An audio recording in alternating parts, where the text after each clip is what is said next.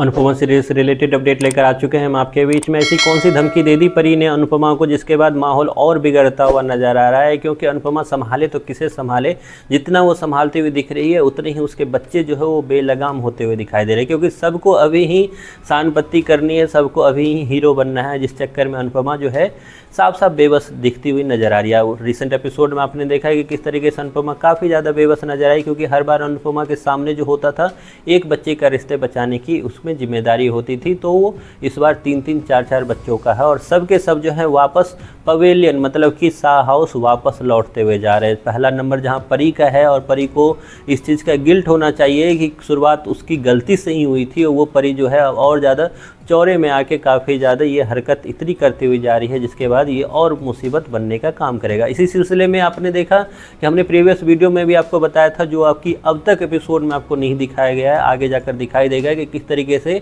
बीच road पे जो है परी सुनाती हुई दिखेगी राजा को और एक थप्पड़ भी लगाती हुई नजर आएगी, क्योंकि राजा उस वक्त किसी और लड़की के साथ बातचीत करता हुआ नजर आएगा और फिर से गलतफहमी का शिकार होती हुई नजर आएगी परी। और उसके बाद होगा यूँ कि बीच रोड पे तमाशा होगा, बीच रोड पे लड़ाई होगी और बीच रोड पे एक तमाचा जड़ती हुई नजर आएगी परी। और उसके बाद वहाँ पे अनुपमा पहुँचेगी, अनुपमा पूरी कोशिश करेगी परी को रोकने का, परी को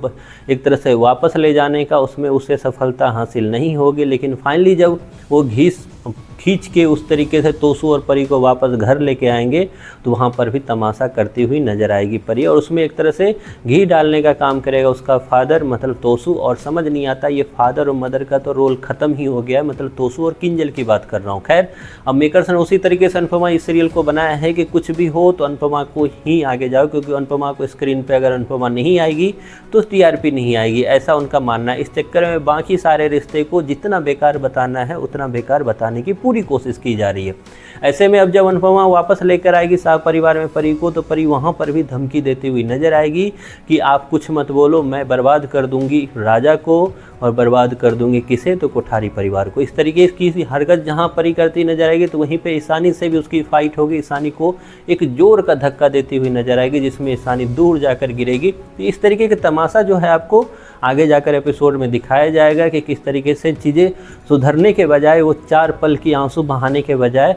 उस पर दोबारा इस तरीके से बिहेव करना जैसे मानो कुछ ठीक था ही नहीं। तो वो ये वही परी है जो राजा के आगे गिड़गिड़ा रही थी कि राजा मुझे वापस ले लो, और वही परी को चंद मिनट नहीं लगे ये फिर बोलने में कि राजा ही सबसे बड़ा धोखेबाज है। खैर इस तरीके के बच्चे का प्यार है जो कि आपको दिखाया जा रहा है अनुपमा में कि आजकल का प्यार किस तरीके से होता है कि क्षण भर में एक दूसरे पे शक, एक दूसरे पे एक तरह से जलील करना, ये सब कुछ आम बात हो गई है। तो इस तरीके से आपको आगे तो दिखाया जाएगा, लेकिन इसी सबसे स्ट्रगल करती हुई नजर आएगी अनुपमा और उसकी फैमिली वाले, जिसमें सिर्फ साफ दिख रहा है कि अकेली बस अनुपमा है और कोई उसकी हेल्प करने के लिए नहीं है। तो कैसे इन सब चीज़ों को ठीक करेगी अनुपमा, इस पर बात करेंगे एक सेपरेट वीडियो में। आपको कैसा लग रहा है ये अनुपमा का सीरियल और अनुपमा की ये स्टोरी, जिसमें काफ़ी ज़्यादा बढ़ा चढ़ाकर हमेशा की तरह फिर से दिखाया जा रहा है। आपकी जो भी राय है कमेंट बॉक्स में ज़रूर बताएं।